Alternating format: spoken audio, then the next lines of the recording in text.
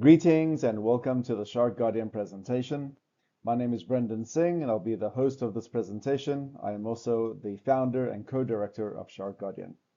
Really excited to have you with us today as we talk more about shark and marine conservation worldwide, tell you a little bit more about Shark Guardian, what we do, and also learn more about sharks during this presentation. Shark Guardian is a UK charity that was established in 2013. And as a charity, we have four main objectives, and they are 1, conservation, 2, education, 3, research, and 4, expeditions. Over the next couple of slides, we'd like to break down each of these objectives and tell you a little bit more about our projects, our campaigns, and our actions related to each one of these objectives.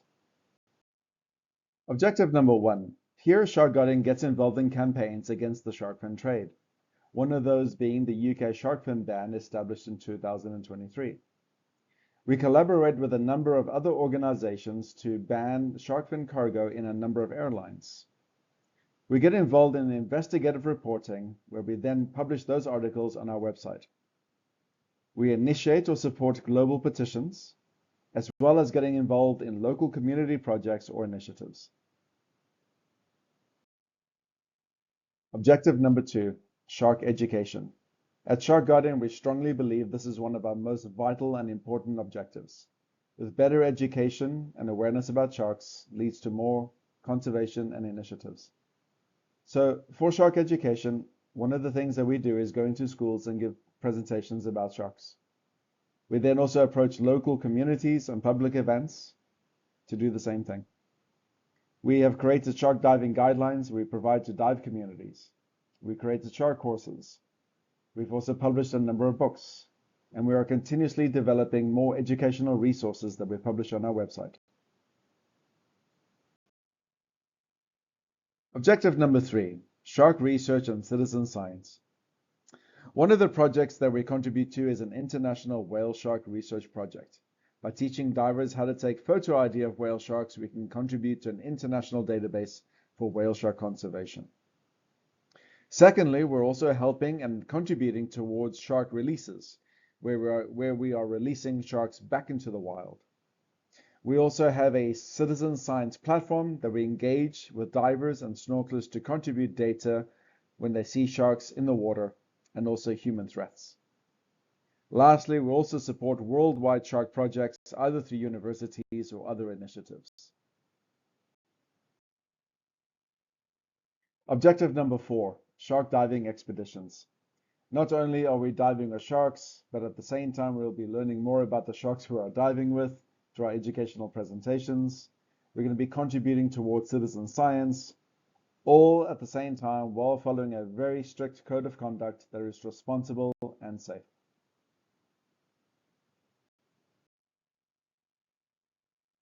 The presentation topics that we're going to cover today are shark evolution, the importance of sharks, shark fear versus reality.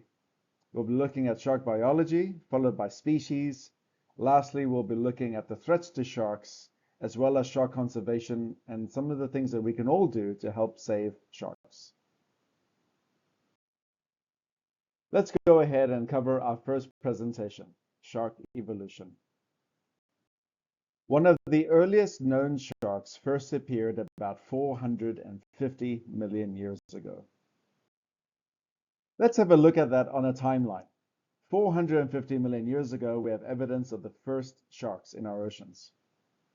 230 million years ago, we have evidence of the first dinosaurs. So that means that sharks were around 200 million years before dinosaurs first appeared. 65 million years ago, we have the evidence of a mass extinction event that resulted in the extinction of dinosaurs. Today, we still have sharks in our ocean. And of course, how do we know this? Well, through fossils, of course. Fossils have been used to identify and discover new shark species going back millions and millions of years. In those same fossil records, we have been able to discover one of the earliest known shark species. It was called a cladostelax shark, about 1.4 meters in length. And I think what's really amazing about the image of the shark is that even though it is now extinct, it is an ancient prehistoric shark. it still has some resembling features and things that makes it still look like a shark that we can recognize even today. So it's incredible to think that in the last 450 million years, we have had 5 mass extinction events throughout time. And what's really amazing about this is that sharks have survived every one of these mass extinction events. Yes, some sharks have gone extinct. There has been population explosions throughout these different extinction events up until today. So modern day sharks, the same sharks that we have in our ocean now, have been here since the last 150 million years, which means that the sharks that we see today have been here before the mass extinction that happened 65 million years ago, and they're still the same sharks that we see today, which is just absolutely incredible. Now that we've looked at shark evolution, it's an important time now to understand the importance of sharks as we go into our second topic. The importance of sharks. Sharks actually play multiple roles in keeping our oceans healthy and balanced. One of those is being scavengers, meaning they're nature's cleanup crew. Sharks remove the dead marine life. That way they prevent carcass buildup in a water column, either in the ocean or on the sea floor. By doing this, they're also making sure they reduce disease spread throughout the marine ecosystem. So sharks target the dead or the weak or the injured, making sure that whatever is below them is at their strongest and most productive. Next, we'll quickly discuss the ocean food chain and where do sharks belong. As apex predators, sharks sit on top of the ocean food chain. They directly affect the populations of other species below them, controlling that food chain. Sharks don't have many natural predators besides larger sharks or sometimes orca or killer whale. Below sharks, you have your secondary consumers, also predators, but below sharks. Then you have your primary consumers, again, still predators, but below the secondary consumers. Then you have your herbivores. Herbivore fish are the ones who are removing algae or plant eaters on the reef. And then at the bottom, you have the producers, which is your phytoplankton and seaweed. Health in the ocean is all about balance, and we need to make sure that we do keep balance in the ocean food chain and making sure our ecosystems are also balanced with sharks.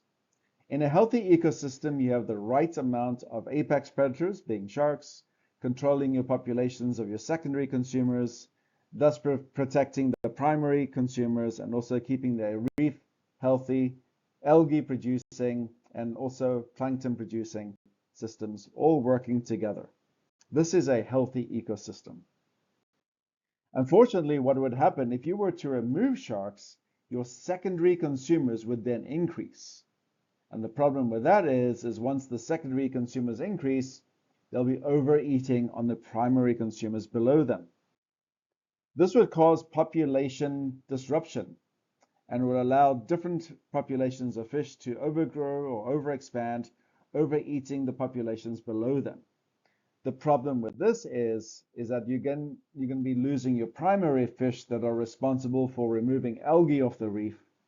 Then the reefs become overgrown with algae, suffocating reef, displacing biodiversity, and then you have what we call a collapsed ecosystem. This is all by just removing sharks as an apex predator. Keep in mind, this is not just theory.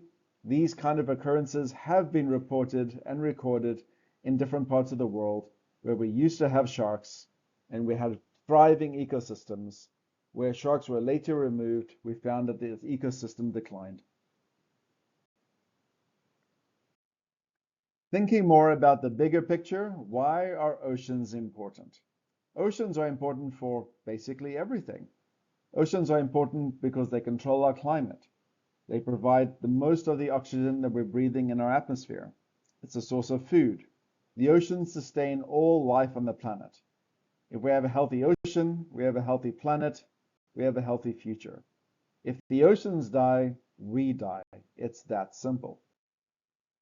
So life on Earth depends on life in the oceans that sharks control. And they've not just been doing that recently. Remember from what we've learned before, sharks have been in our oceans for over 450 million years already. This is what they do. Now we're moving on to our third topic, sharks, separating fear from reality.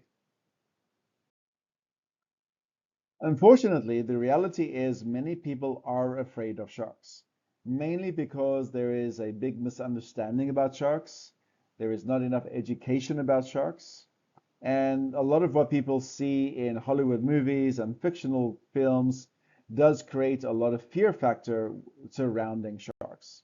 So most of the time when I speak to people about sharks who are not divers or don't know anything about sharks, generally the feeling is they are afraid or scared of sharks. Additionally, when people do see the negative impact of shark attacks through news or media, the fear of sharks is once again amplified even more. Not only does media represent sharks negatively or amplify that fear factor, there's a lot of misleading information about sharks portrayed in the media too. An example that you can see on the screen here is where they discuss sharks being or oceans being shark infested with waters to drive that fear factor. The word shark infested is extremely misleading. Let me explain why. Firstly, let's look at the actual definition of to infest. The word infest means to be present in large numbers, typically as to cause damage or disease. From what we've just learned in our previous topic, when we talked about the importance of sharks, we learned that sharks are actually there to protect the oceans, maintain balance, and to keep control of the oceans. They do exactly the opposite of what the word infest actually means. To be more accurate, sharks do not infest the ocean. They are actually there to keep the balance of the ocean. They're one of the most important species in our ocean. So they do not infest the ocean, they simply just live there. If anything, we could argue that humans are the ones who are infesting the ocean instead. Now let's look at reality and facts. First of all, 97% of all sharks around the world are completely harmless to people. And there is a very straightforward, basic physical reason for this. And that reason is sharks cannot chew. So when sharks bite something or they open their mouth to move their jaws forward and grab a prey, they have to be able to grab that item fully whole and swallow it whole. They cannot chew to make that item smaller. So generally, sharks will not try and eat or attack something if they cannot swallow it whole. And that's the reason why 97% of all sharks around the world are harmless to people. Even though some sharks can be quite large, they're not going to eat anything bigger than small fish, octopus or squid, called cephalopods, and many different types of sharks that live on the sea floor have a specifically designed tooth structure, designed purely for breaking down and crushing shellfish. So those sharks, of course, cannot harm people. The remaining 3% of sharks are the sharks that are particularly larger and they have the capability of eating or predating on larger marine life, including seals and turtles. These are the sharks that could potentially harm us further or harm us in such a way that causes more damage or blood loss, leading to loss of life. But even then, sharks do not target us as prey. So as mentioned, sharks do not target people. They do not see us as prey or part of their diet, but they can make mistakes.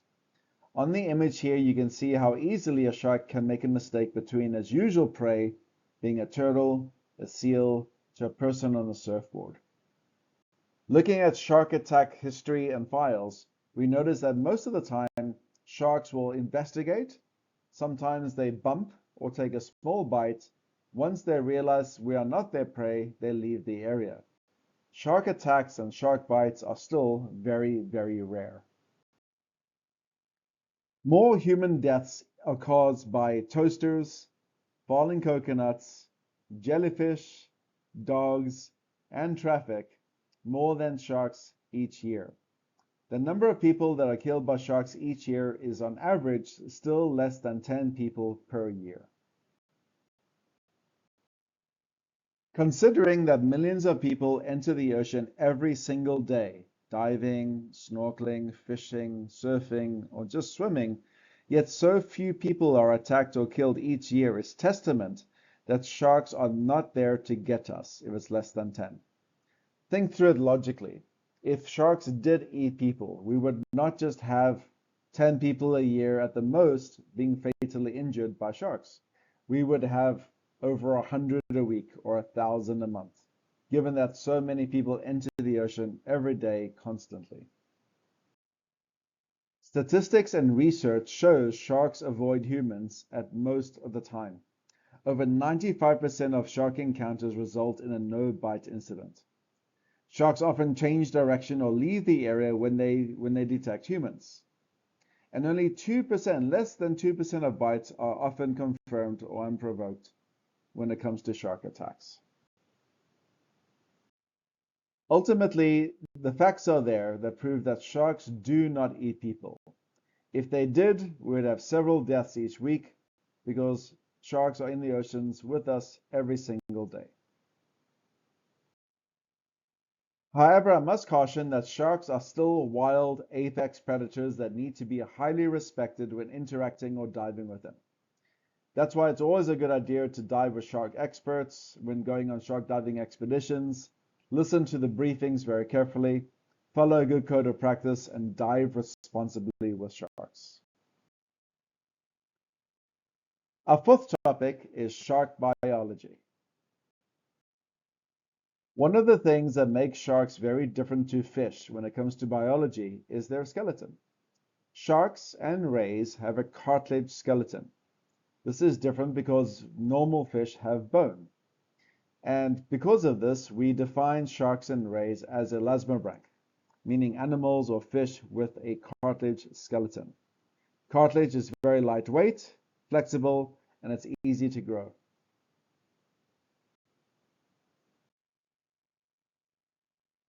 The other difference between sharks and rays is their gill location. Sharks have a set of 5 gills on each side of their body, while rays have a set of 5 gills underneath the body.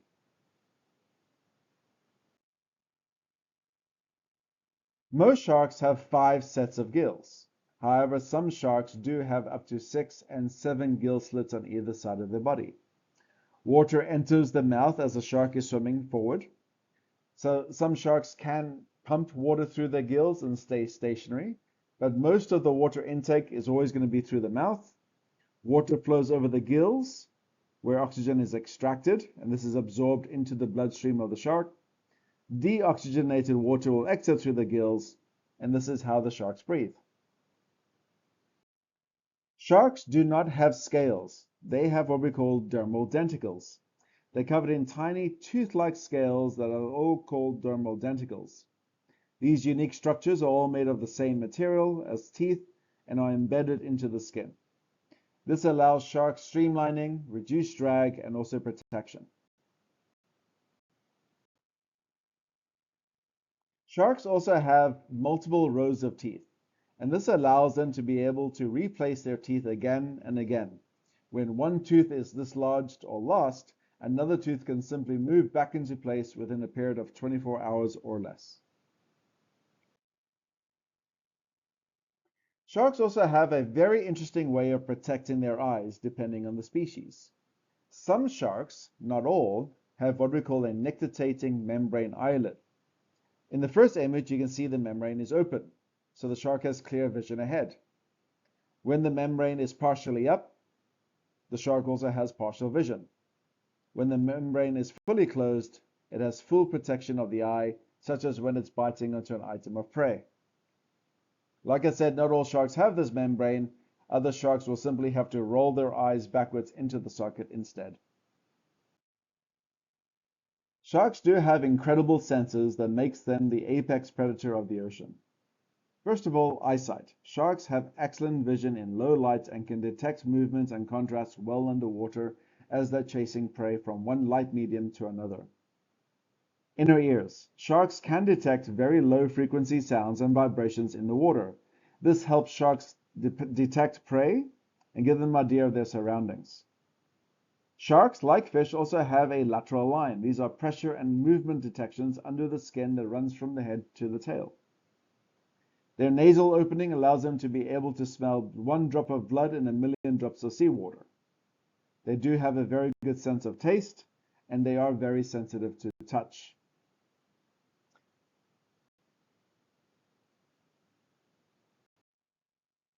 Sharks have a very unique sixth sense. This is called the ampullae lorenzini. It's electric magnetic field detection.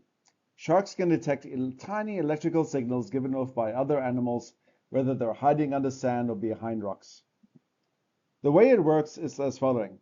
They have a pore opening that you see on the front of their head. This has got a jelly-filled canal connected to a sensory cell that's connected to a nerve that goes back to their brain. When electrical fields are detected, it comes through that opening, through the jelly-filled canal, to the sensory system, to the brain, where they can detect and analyze where electromagnetic fields are coming from, which direction they are, and how to find them.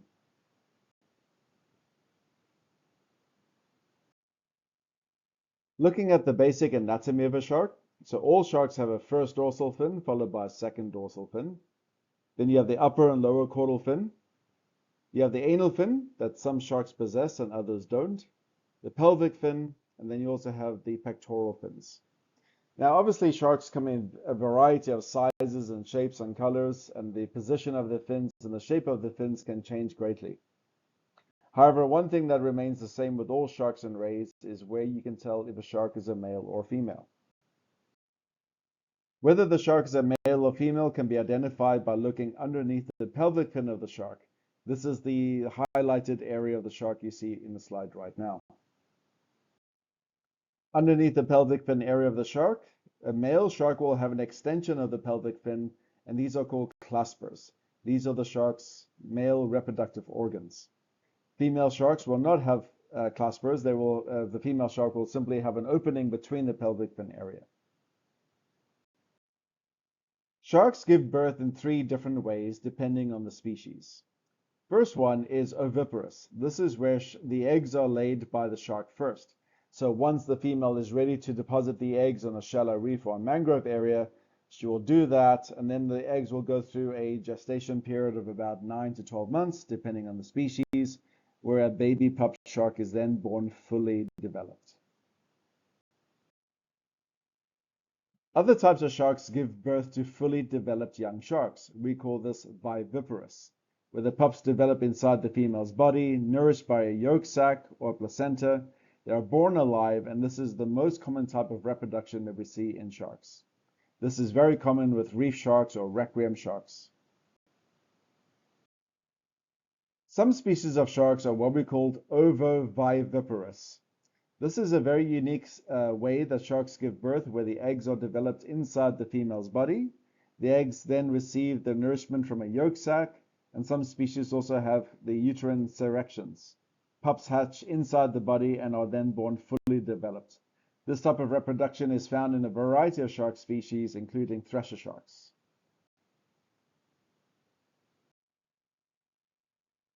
Incredibly, today we have over 500 different species of sharks worldwide. Incredible because, we have so many different shark species of various size and shapes and colors, which is quite amazing. The 500 species of sharks are then broken down into what we call the 8 orders of sharks. Each order of sharks represents the physical differences and special characteristics for each shark grouping or order. For example, if you look at order number 1, these sharks are specifically different to the other sharks because they are more flat-bodied and they look more like ray-style sharks. This is an example of sharks belonging to order number 1. This is the Japanese angel sharks. Angel sharks are nocturnal ambush hunters, often laying underneath the sand waiting for unsuspecting prey to float overhead, and then they will grab and eat them. In many cases, unfortunately, a lot of these sharks are critically endangered by the IUCN. These sharks can be found at depths of over 300 meters depth. Sharks belonging to order number 2 are very unique and different to other sharks. An example of these sharks is a saw shark. There are 10 species of saw shark. This is an example of the Japanese saw shark. Saw sharks have a long, what we call a rostrum on the front of their head. They use this to be able to spine and trap prey to then move over them to be able to eat them. Many of these sharks are listed as least concerned when it comes to the IUCN. Order number 3 of sharks is listed as squaliforms. Squaliforms is one of the largest species grouping of sharks with 126 species within this particular order of sharks. Let's have a look at an example of one of these. So first of all, we have the Greenland shark. The Greenland shark is particularly a unique shark. They're very mysterious, deep sea animals. Their lifespan is between 272 and 512 years old, making them one of the oldest living vertebrate animals on the planet. Commonly found between depths of 200 to 2,000 meters in depth. They feed on squid, seals, and of course are very active scavengers. The habitat is in cold, deep waters in the North Atlantic and the Arctic Ocean, listed as vulnerable on the IUCN Red List. Order number 4 of sharks is related to requiem and reef sharks. Most of the common reef sharks that we find around the world are part of order number 4. These include many sharks that you can also see in the Galapagos. One of the most amazing sharks to see under the ocean is the scalloped hammerhead shark, one of 10 hammerhead shark species. You'll often see these sharks during the day congregating in large numbers, but they do become separate and solitary hunters at nighttime. Unfortunately, because of their large grouping during the day, they're easily targeted by fishing, making them a critically endangered species. Next, we have the Galapagos shark. It is one of the largest reef apex predator sharks in the Galapagos. It's an active predator, often encountered in large groups. They feed mainly on bottom-dwelling bony fish and cephalopods such as octopus and squid. Currently listed as least concerned. White-tip reef sharks, often seen during the day resting on the sea floor. At night, they become much more active, hunting, looking for small fish, and also crustaceans and octopus in large groups. Currently listed as vulnerable. Moving on to order number 5, lamniform sharks. These include great white sharks, makos, and other types of mackerel sharks, often found in the oceanic realm. The other difference between sharks in order number 4, such as your reef sharks, versus the sharks in order number 5, your mackerel sharks do not have a nictitating membrane eyelid, as we discussed earlier.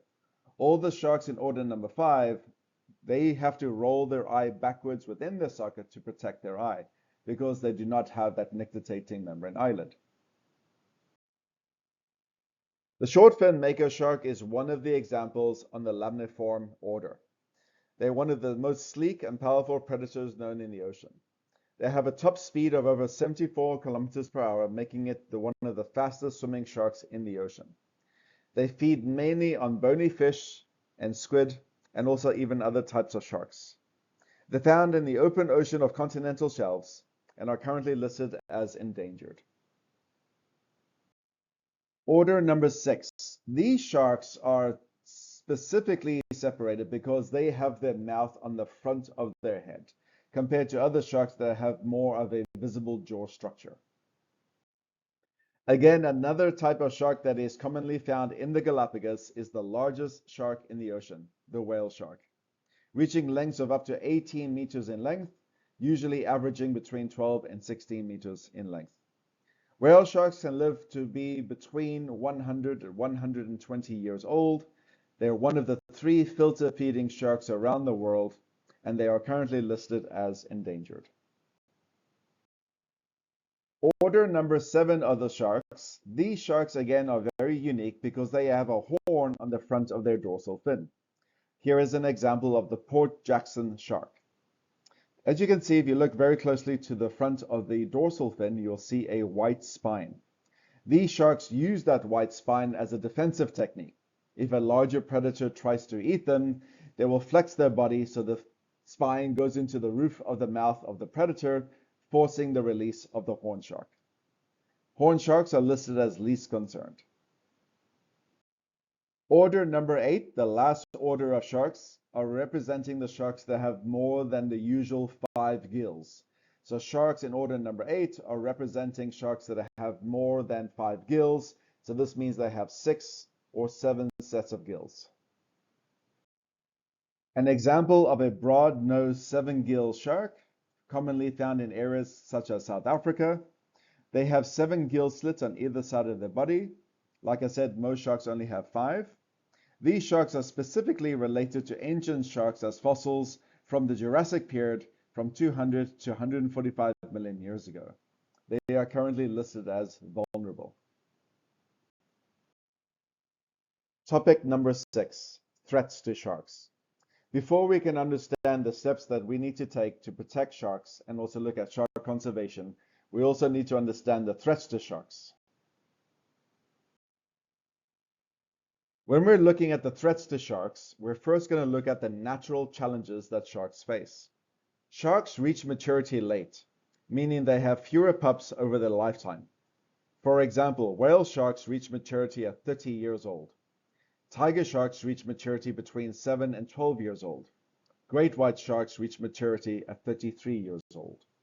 This is the time when they are fully ready to start reproducing and repopulating their numbers. Additionally, sharks have long gestation periods, or pregnancy terms, meaning they have fewer pups over several years at a time. Bull sharks, for example, have a gestation period of 11 to 12 months. Scalloped hammerheads are pregnant for between 9 to 12 months. Black-tip reef sharks, again very similar, have a gestation period of between 10 and 11 months at a time. This also means that sharks reproduce in small numbers, making populations slower to recover. Black-tip reef sharks have 1 to 5 pups each time. Scalloped hammerheads can have larger litter of pups, between 17 and 25. Great white sharks, although little is still known, are thought to give birth to between 2 and 10 pups at a time. It is also something to bear in mind that sharks will rarely reproduce more than 3 to 4 times throughout their entire lifetime.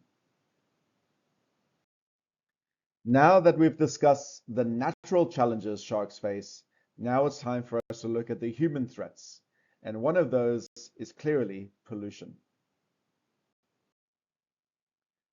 Pollution, plastic, and trash is a threat to sharks in 2 different ways.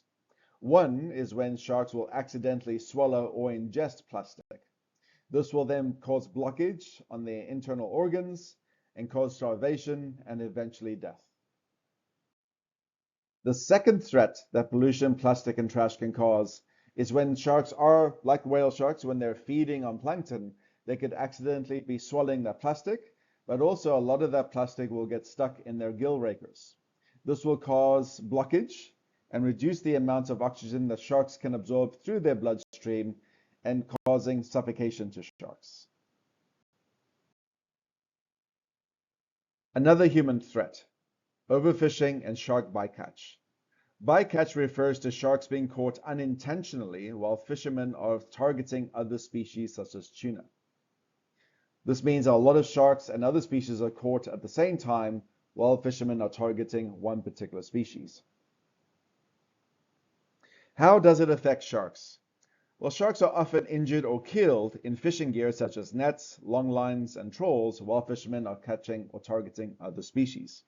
Many are either discarded overboard and they will not survive. This is a huge issue and a huge threat towards shark populations. The greatest threat to sharks is shark-targeted fishing industries. This is where fishing industries will target sharks specifically, causing over 100 million sharks being killed each year.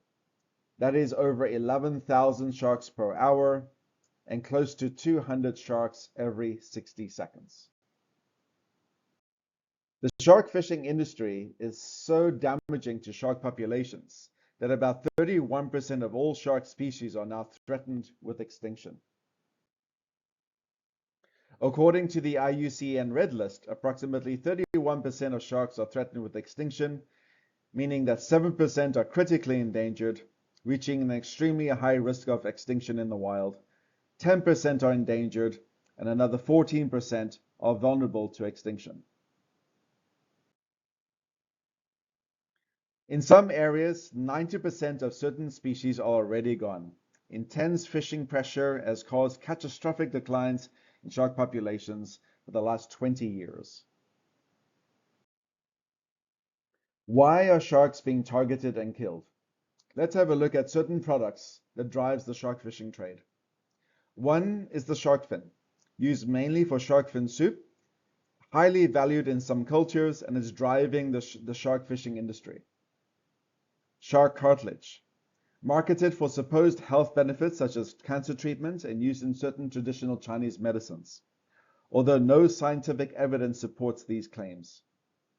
Shark oil, derived from their liver, used in supplements, cosmetics, and traditional medicines. It is high in squalene, an oil also found in plants and could be easily substituted rather than using shark oil. Sharks are not only targeted for their fins, but also their other body parts. Shark meat and steak is often sold in many countries as food. It is often marketed as a fish alternative. For many shark species who are overfished and slow to reproduce, this really puts their populations under extreme pressure. Shark teeth or jaws are often sold as souvenirs and decorations in different areas around the world, especially in tourist zones. It is important to take a moment to discuss shark fin soup, since it is one of the leading drivers of shark fishing worldwide. Shark fin itself is made of cartilage and has absolutely no flavor whatsoever, so it is considered tasteless. The fin itself, when it's being cooked, has to be added together with pork or chicken broth for flavoring. There is no health benefit. Shark fin soup provides no proven health benefits by the scientific community. The greatest misunderstanding or misconception about shark fin is that it's part of culture and tradition. This is not true.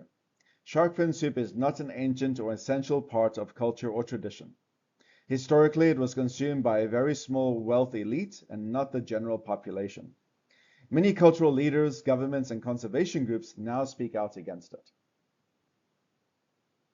Mainly, shark fin soup was a way to show wealth and was part of fashion, served at weddings and banquets to display prestige, and its demand was basically driven by luxury and social status and not by the taste or wealth.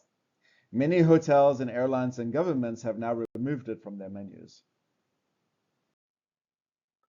On a positive note, the demand for shark-related products, especially those for consumption, have declined in recent years.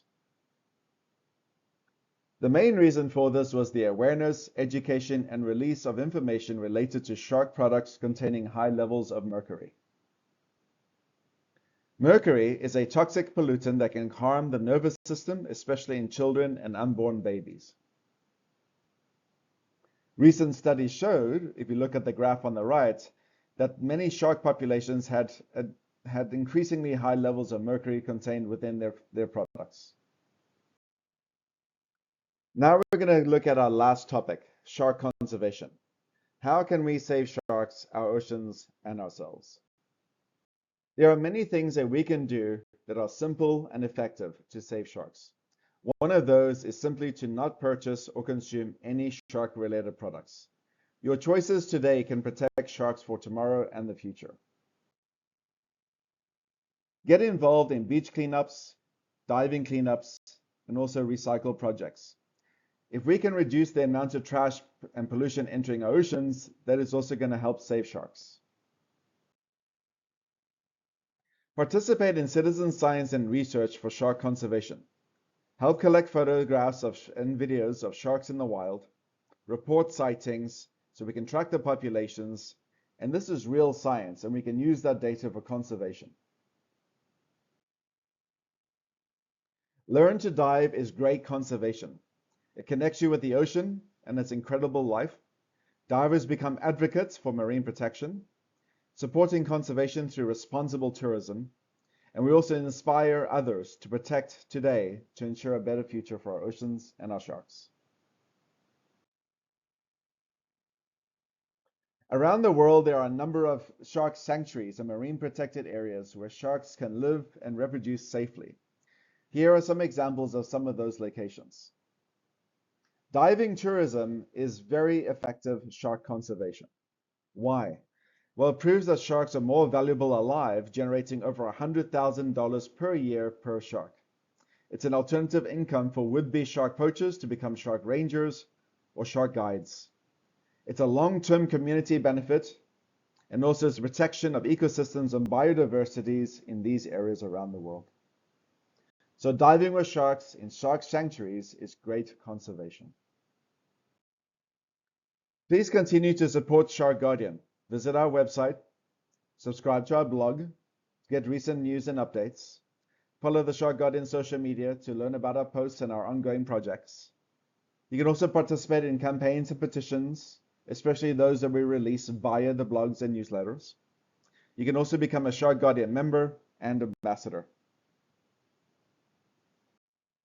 We invite you to become a guest blogger with Shark Guardian to share information and awareness about sharks.